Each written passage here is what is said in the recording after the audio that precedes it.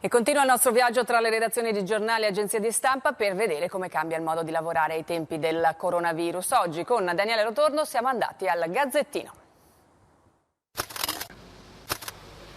Buonasera, questa è Cafaccanon, la sede del giornale Il Gazzettino.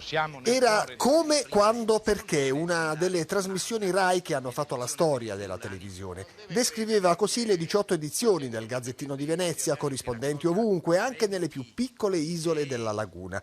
A fondare il Gazzettino fu Gian Pietro Talamini nel 1887. Oggi, in tempi di lockdown, calli e campi sono vuoti, gondolieri e barchini sono fermi, le difficoltà non mancano nemmeno nei giornali, ma si risolvono. Tutta la redazione opera in smart working.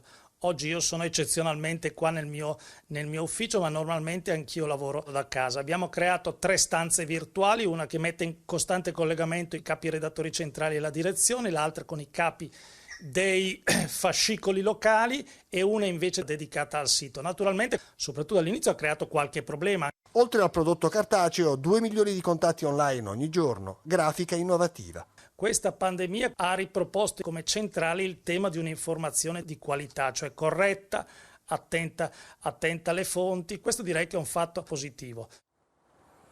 E prosegue su tutte le reti del servizio pubblico la raccolta fondi.